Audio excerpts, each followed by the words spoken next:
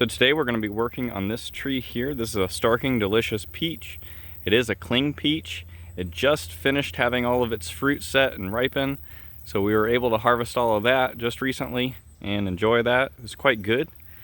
And it is almost August 1st, and generally that is my cutoff for when I prune my trees, because any new growth that comes on as a result of my pruning should have ample time to harden off before the upcoming winter.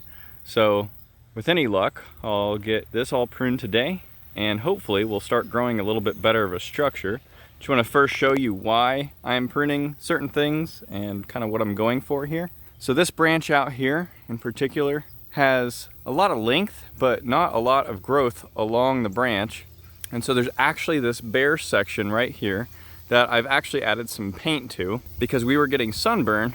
And when you get sunburn on a tree like this, your bark starts getting eaten away, and then you're gonna have borers want to come and get into this. And then once that occurs, you know, everything's gonna be pretty weak. Then you get your fruit to set on the end, and it's gonna drag this down and it's gonna snap it off. So the further your fruit is from a section like that, the more all of the fruit out here is going to hang down on this branch in such a way that you could easily end up having the branch snap off.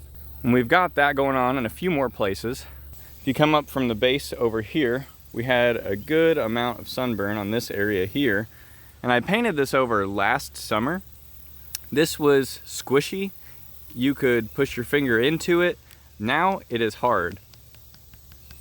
So I think that paint really did help. It really helped keep this from decaying any further, but there is still a big bare section here, and over time these areas up here could easily also get sunburned to them. And I think that's already happening on the top of the branch here. So what I want to do is kind of keep pulling this tree in toward the trunk as I prune it. I've already cut a few branches off, one that was here and one that was here that were fully dried out and dead. So what I'm going to be doing today is going into these branches and trying to pull these branches in by at least a third each, or take a few way back and leave a few others alone. One thing that's really nice that I have working for me on this tree is down here at the base. I've almost got this vase-shaped form coming on the tree naturally by itself, coming out from this here. So what I'm going to do over time is I'm going to hope to develop this out, so this will make me a new vase-shaped structure at the center of the tree near the trunk. So while right now I'm trying to retain this branch and I'm trying to retain part of this branch, what I'm hoping will happen is that I can train this to come out. I want it to come out and fill those areas so that here in a few years I'll be able to remove fully this branch and this branch. So that's kind of the basis of what I'm doing here today and the cuts I'm going to be making.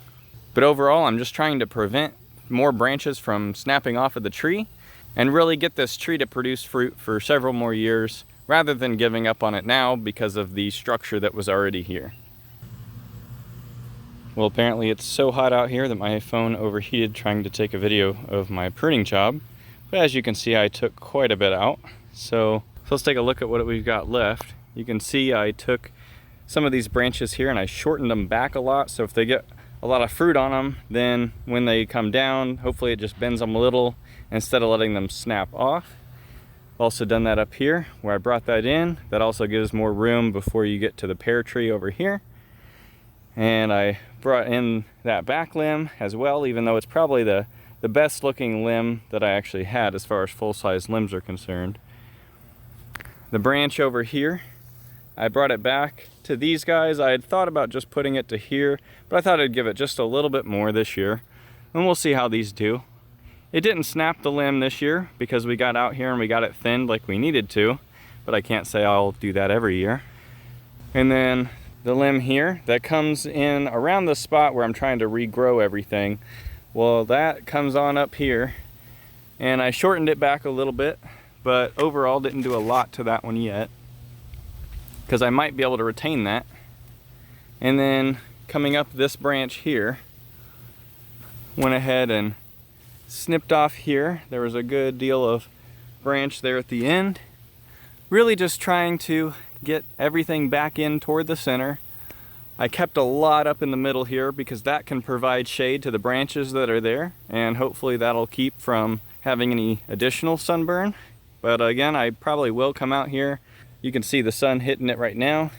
Hopefully with a little bit more paint, we'll be able to get that a little bit more under control. So I might have cut off a little bit more than a third, even though I didn't intend to.